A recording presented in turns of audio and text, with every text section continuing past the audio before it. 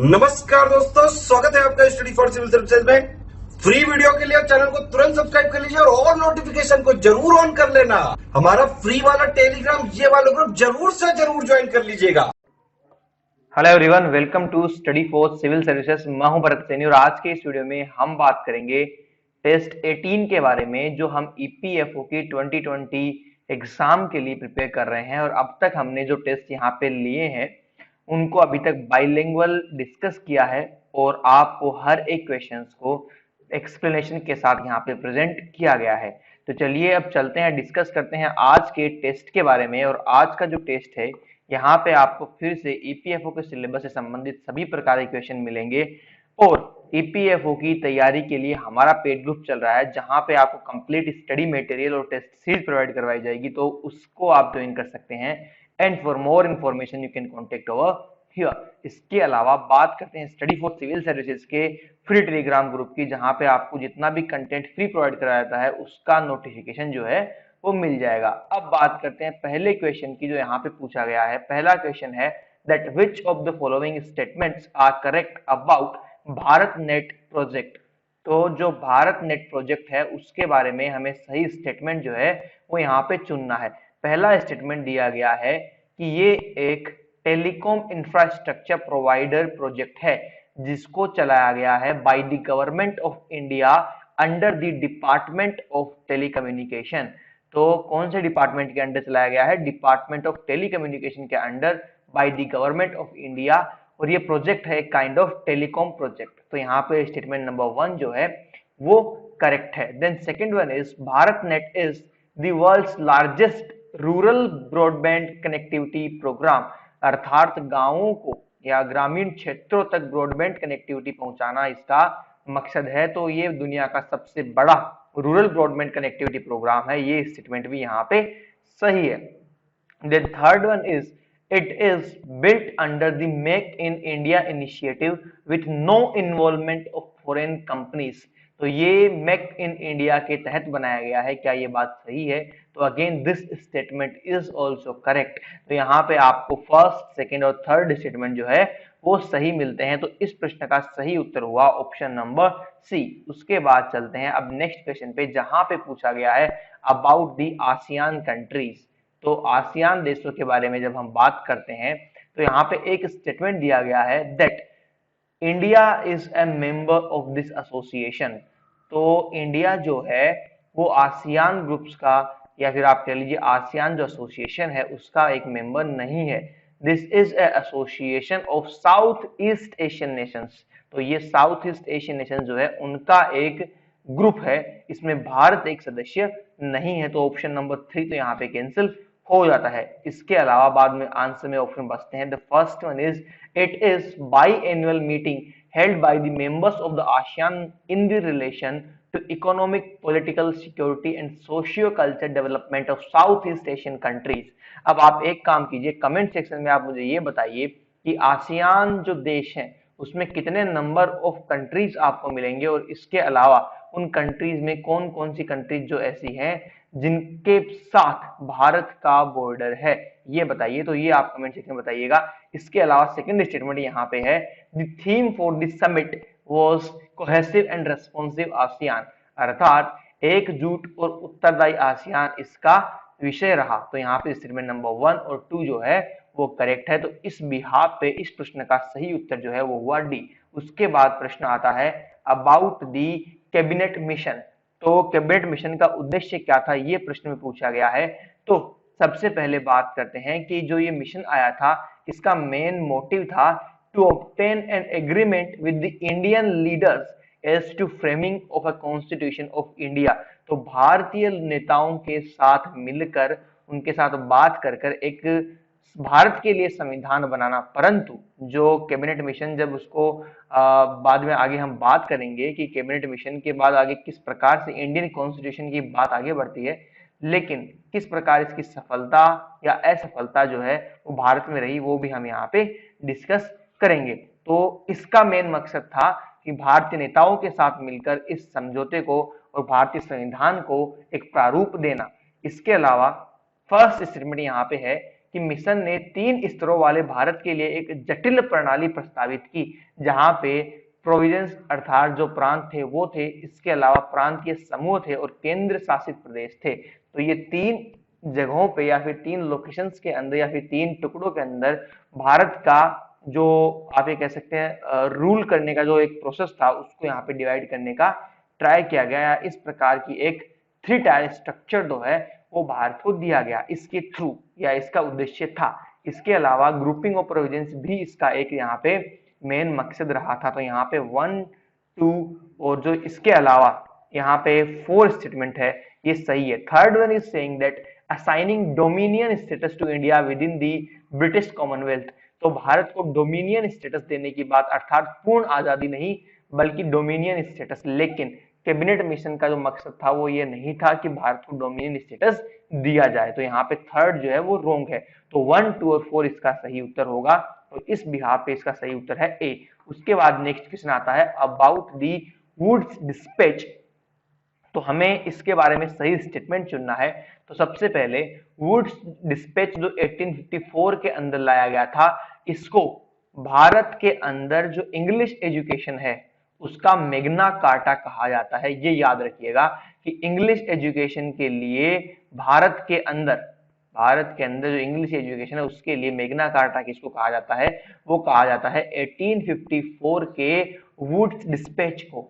अब Magna carta जो है वो आपको पता होगा कि ब्रिटिश जब रूल चल रहा था, या फिर आप कह लीजिए कि ब्रिटेन के अंदर या इंग्लैंड के अंदर मैग्ना कार्टा जो एक समझौता या फिर आप कह लीजिए एग्रीमेंट था, उसी प्रकार से भारत के अंदर अगर अंग्रेजी शिक्षा की बात करते हैं तो वहां पे उसका मैग्ना कार्टा कहा जाता है वुड्स डिस्पैच को। इसके अलावा स्टेटमेंट नंबर 1 के अलावा यहाँ पे जब हम बात करते हैं कि इसमें कहा गया था कि प्राइमरी स्कूल्स जो है उनको अडॉप्ट करना चाहिए वर्नाकुलर लैंग्वेजेस, हाई स्कूल्स को अडॉप्ट करना चाहिए एंग्लो वर्नाकुलर लैंग्वेज, और जो कॉलेज लेवल पे है वहां पे उनको इंग्लिश को आप ये कह लीजिए मस्ट कर देना चाहिए, वहां पे उसको कंपलसरी कर देना चाहिए। तो यहाँ पे स्टेटमेंट नंबर 1 और 3 जो है वो सही है। तो इस प्रश्न का सही उत्तर हुआ ऑप्शन नंबर सी। उसके बाद नेक्स्ट क्वेश्चन है अबाउट दी हुबल्स या फिर हबल का कॉस्मिक एक्सपांशन जो है वो। देखिए जब यूनिवर्स का, जब ये अगर आप इसको पूरा यूनिवर्स मानते हैं तो इस यूनिवर्स का जब एक्सपांशन होता है तो उससे रिलेटेड एक कॉस्मिक एक्सपांशन की थियरी जो है वो यहाँ पे दी गई है। तो इसके अंदर बताया गया है या फिर इस थियरी के अंदर बताया गया है जब बॉडीज के अंदर जब बहुत कम नेग्लिजिबल जो है ग्रेविटेशनल फोर्स रहता है तो उनकी जो एक दूसरे से दूर होने की या फिर आप कह लीजिए जो एक दूसरे से दूर हटने की वेलोसिटी जो होती है वो प्रोपोर्शनल होती है उनकी डिस्टेंस के। यही कहा गया है इन दिस कॉस्मिक एक्सपांशन। तो इससे होता क्या है, इससे यूनिवर्स का एक्सपांशन होता है, इसीलिए इस थियरी को या इस एक्सपांशन को या इस लॉ को इंट्रोड्यूस किया गया था। तो यहाँ पे ये ऑप्शन नंबर ए जो है वो सही है। उसके बाद नेक्स्ट क्वेश्चन जो है that is about the enzymes. तो एंजाइम्स के बारे में पहला स्टेटमेंट यहाँ पे है कि यहाँ पे आपको हाइड्रोलिसिस और ऑक्सीडोराइजेस जो है ये एंजाइम्स के आपको प्रकार मिलते हैं, ये यहाँ पे बात सही है। इसके अलावा एंजाइम्स भी एक तरीके के प्रोटीन्स होते हैं जो एक्ट करते हैं एज ए बायोलॉजिकल कैटलिस्ट, ये बात भी यहाँ पे सही है। तो यहाँ पे आपको स्टेटमेंट नंबर 1 और 2 जो है वो करेक्ट मिलते हैं। Then finally next to the question जो पूछा गया है अबाउट दी 42 अमेंडमेंट के बारे में जो कॉन्स्टिट्यूशन के अंदर इंट्रोड्यूस किया गया था। तो इससे पहले वाले टेस्ट में भी हमने 44th के बारे में बात करी थी और वहां पे जो 2 और ऑप्शन थे वो थे 42 अमेंडमेंट से। तो अब हम यहाँ पे बात करते हैं कि कौन कौन से अमेंडमेंट जो है वो 42nd के अंदर यहाँ पे आते हैं। तो पहला यहाँ पे दिया गया है कि संशोधन ने अदालतों के दायरे से चुनावी विवादों को हटा दिया था, अर्थात this amendment removed election disputes from the preview of the courts. तो ये यहाँ पे स्टेटमेंट नंबर सही है। Then second is right of the media to report freely without censorship the proceedings in the parliament and the state legislature. तो ये कह रहे हैं कि मीडिया को अधिकार दे दिया गया कि जो राज्यसभा या फिर राज्य विधानसभाएं हैं और जो संसद है उसके अंदर जो कार्यवाही चलती है उसको बिना किसी रोक टोक के रिपोर्ट किया जा सके। क्या ये इस संशोधन के द्वारा प्रस्तुत किया गया था? जी नहीं। अब आप मुझे कमेंट सेक्शन में ये बताइए कि ये कौन से संशोधन के द्वारा किया गया था या फिर ओरिजिनली इंट्रोड्यूस किया गया था। तो यहाँ पे स्टेटमेंट नंबर 1 जो है वो करेक्ट है। Then third one is a new article 228A was inserted in the constitution which would give high court the authority to determine all questions as to the constitutional validity of any state law। तो किसी भी एक state के अंदर जो उच्च न्यायालय है वहां पे एक नया आर्टिकल 228 डाला गया और जो उच्च न्यायालय को किसी राज्य के कानून की संवैधानिक वैधता के रूप में सभी प्रश्नों का हल करने का या निर्धारित करने का अधिकार उनको देता है ये आर्टिकल। तो ये स्टेटमेंट यहाँ पे सही है। देन 42nd अमेंडमेंट जो था इसने ये कहा कि 2001 की जब जनगणना होगी उसके बाद लोकसभा और राज्य विधानसभा चुनावों के लिए परिसीमन जो है वो किया जा सकता है, अर्थात 2001 की जनगणना से पहले जो है उसको रोक दिया गया। The 42nd amendment force any delimitation of constituencies for election to Lok Sabha and state legislative assemblies until and after the 2001 census of India by amending Article 170।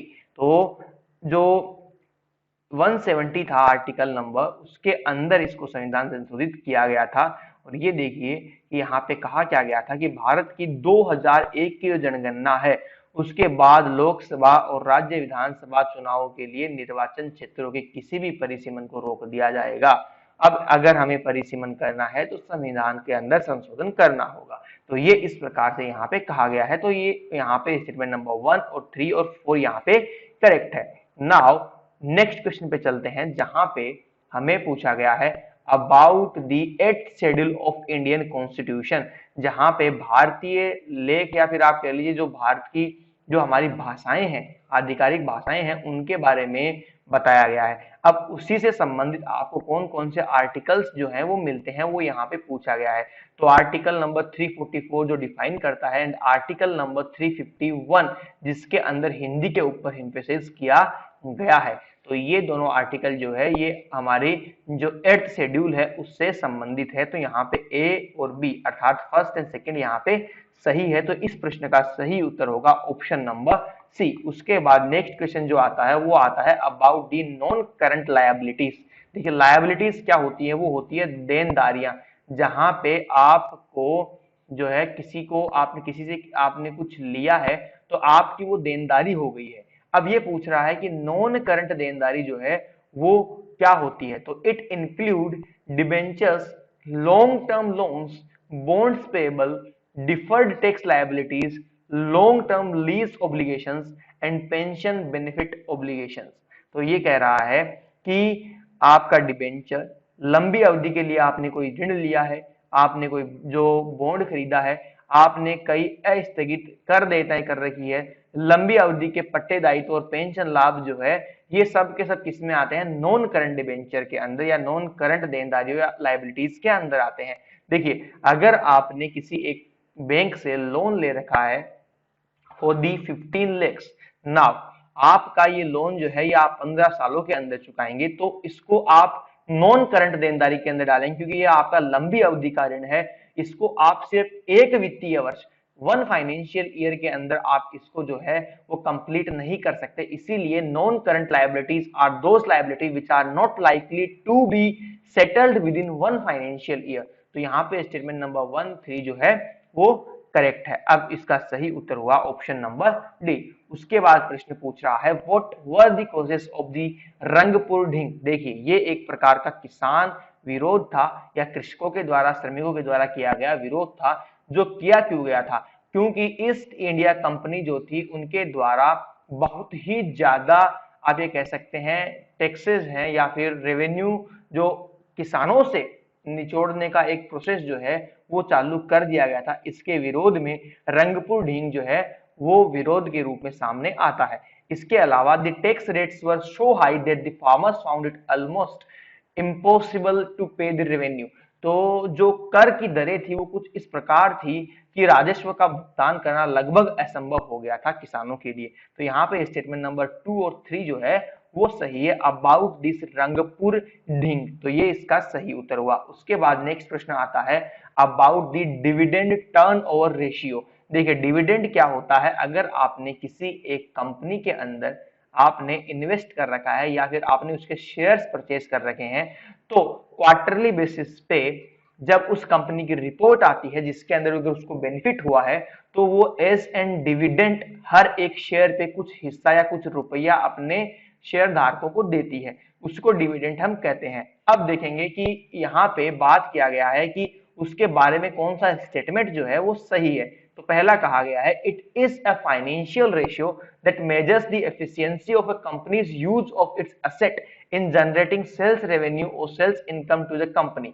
इसके अलावा it is the fraction of the net income a firm pays to its stakeholder in the dividend. तो यहाँ पे statement number 2 correct है, जो मैंने अभी आपको यहाँ पे एक्सप्लेन किया। तो यहाँ पे आपका ऑप्शन बी जो है वो कैंसिल हो जाता है। इसके अलावा third one is it gives investors an idea of how much money it returns to its shareholders compared to how much it keeps to on hand to reinvest in growth। अर्थात share धारकों को कितना पैसा जो है वो लौटा दिया जाता है और कितना पैसा जो है वो वापस से शेयर या फिर आप कह लीजिए वापस से इन्वेस्ट किया जाता है ग्रोथ के लिए, इसलिए हमें पता चल जाता है जो इन्वेस्टर्स होते हैं उनके लिए। तो ये स्टेटमेंट भी यहाँ पे सही है, तो सेकंड और थर्ड यहाँ पे सही है। इसके अलावा fourth is it gives an understanding of the company short term financial obligation, ये यहाँ पे गलत है। तो यहाँ पे सही उत्तर होगा ए, जहाँ पे सेकंड और थर्ड स्टेटमेंट जो है वो करेक्ट है। उसके बाद हम बात करते हैं about the industrial disputes act 1947 के बारे में। तो जो ये एक्ट आया था, ये आया क्या था, मेन रीजन क्या था? इसका मेन रीजन था to maintain the peaceful work culture in the industry. तो जो हमारे कारखाने हैं, जो हमारे उद्योग है, उन उद्योगों के अंदर जो एम्प्लॉयर है और जो वहां पे काम करने वाले यूनियंस है या जो लोग हैं, लेबर हैं, उनके बीच में एक पीसफुल वर्क कल्चर जो है वो मेंटेन किया जा सके, इसीलिए इंडस्ट्रियल डिस्प्यूट एक्ट 1947 जो है वो इंट्रोड्यूस किया गया था। इसके अलावा the provisions for payment of compensation to the workman on account of closure और ले ऑफ और रीइट्रेचमेंट, तो बंद होने की स्थिति में लेट या छटनी के कारण अगर जो काम करने वाले हैं उनको कितना मुआवजा दिया जाएगा, उसका प्रावधान जो है वो यहाँ पे किया गया। तो स्टेटमेंट नंबर 1 और 2 जो है यहाँ पे सही है। तो इस बिहाफ पे इस प्रश्न का सही ऑप्शन जो है वो होगा सी। उसके बाद नेक्स्ट क्वेश्चन आता है अबाउट दी शिमला कॉन्फ्रेंस। तो देखिए शिमला कॉन्फ्रेंस के बारे में हमें सही कॉन्सेप्ट या सही उत्तर जो है यहाँ पे जानना है। सबसे पहले ये जो शिमला कॉन्फ्रेंस हुई थी, ये हुई थी कांग्रेस के बीच में और भारत कांग्रेस, इट मींस उस वक्त के प्रमुख राजनेताओं के बीच में और भारत के वॉइसरॉय जो थे उनके बीच में। तो यहाँ पे स्टेटमेंट नंबर 1 सही होती है, लेकिन ये सम्मेलन जो है ये विफल हो जाता है क्योंकि वहां से जो लीग है और जो कांग्रेस के लीडर्स होते हैं उनके बीच में जो मतभेद होते हैं वो सेटल डाउन नहीं हो पाते हैं, इसीलिए ये शिमला सम्मेलन जो है वो असफल रहता है। तो यहाँ पे स्टेटमेंट नंबर 1 और 3 जो है वो सही है, इसके लिए इस प्रश्न का सही उत्तर हुआ C. Now the next question is about the HRI day योजना के बारे में, इसके उद्देश्य क्या है।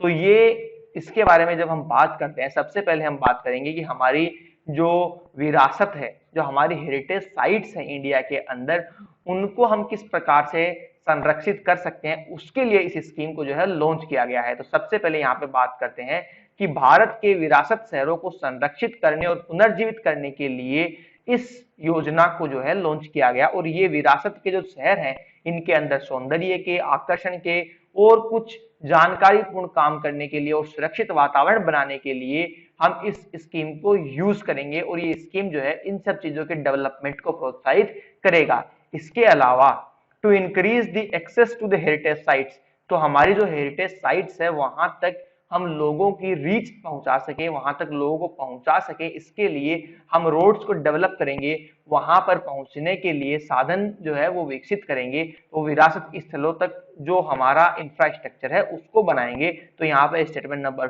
2 और 4 जो है वो करेक्ट है। तो इस प्रश्न का सही उत्तर हुआ ऑप्शन नंबर बी। उसके बाद नेक्स्ट क्वेश्चन है अबाउट द पार्लियामेंट्री कमेटीज के बारे में। तो यहाँ पे पहला स्टेटमेंट है these are established to study and deal with various matters that can't be directly handled by the legislator due to their volume. देखिए हमारी जो संसद है उसके अंदर हमें लोकसभा और राज्यसभा के अंदर सांसदों की अलग अलग संख्या मिलती है। अब जितने सांसद हमारे इस वक्त मौजूद हैं उन सभी सांसदों के साथ अगर हम किसी एक टॉपिक पर डिस्कस करना या रिसर्च करना स्टार्ट करेंगे तो ये पॉसिबल नहीं हो पाएगा, या फिर आप कह लीजिए ये प्रोडक्टिव नहीं होगा कि उससे कोई सही आउटपुट निकल सके। इसलिए पार्लियामेंट्री कमेटी बनाई जाती है जिसके अंदर चुनिंदा लोग होते हैं और जो मिलकर उस एक टॉपिक के ऊपर जो भी जिस भी विषय के ऊपर वो संसदीय समिति बनाई गई है उस पे काम करते हैं। तो ये स्टेटमेंट नंबर यहाँ पे सही है। Then second is it is a committee consisting of members of parliament और एमपीज। तो ये हमने डिस्कस किया, संसद के मेंबर जो हैं वो इसके अंदर होते हैं। Then third statement is a committee form for a specific task और objective and dissolved after the completion of the task and achievement of the objective. देखिए अगर जिस टास्क के लिए हमने ये कमेटी बनाई है वो टास्क अगर कंप्लीट हो जाता है तो उसके बाद उस कमेटी को डिसॉल्व किया जा सकता है। तो ये स्टेटमेंट भी यहाँ पे सही है। तो यहाँ पे स्टेटमेंट नंबर 1, 2 और 3 जो है तीनों ही सही है। तो इसका सही उत्तर हुआ उपरोक्त सभी। उसके बाद नेक्स्ट क्वेश्चन जो है that is about the national population register NPR के बारे में। यहाँ पे आप एनपीआर और आई थिंक एनआरसी में आप कंफ्यूज नहीं होंगे अब तक। तो यहाँ पे हम बात करेंगे एनपीआर के बारे में। तो it is mandatory for every usual resident of India to register in the NPR. तो ये है एक नेशनल पॉपुलेशन रजिस्टर, तो इसके अंदर हर एक रेजिडेंट को रजिस्टर करना जरूरी है। तो ये स्टेटमेंट सही है। Then second is the data collected for the NPR will be used in the NRC. सबसे बड़ा कंफ्यूजन जो लोगों को रहा था, देखिए अभी तक नेशनल लेवल पे एनआरसी की क्या टर्म्स एंड कंडीशन होंगी ये हमें नहीं पता है। अभी तक हमें आसाम के बारे में पता है। तो ये जो एनपीआर का डेटा होगा ये एनआरसी में यूज होगा या नहीं होगा, अभी हमें इसका कुछ क्लियर नोटिफिकेशन नहीं है या कुछ क्लियर बात हमें पता नहीं है, तो हम इसको सही नहीं मान सकते। Then third is the data collected for the NPR will not be used in the NRC. So for the time being ये अभी यूज नहीं हो रहा है। तो यहाँ पे ये स्टेटमेंट सही होगा। 1 और 3 यहाँ पे अभी तक सही है। Then fourth is the national population register is a file of the identities of all Indian population.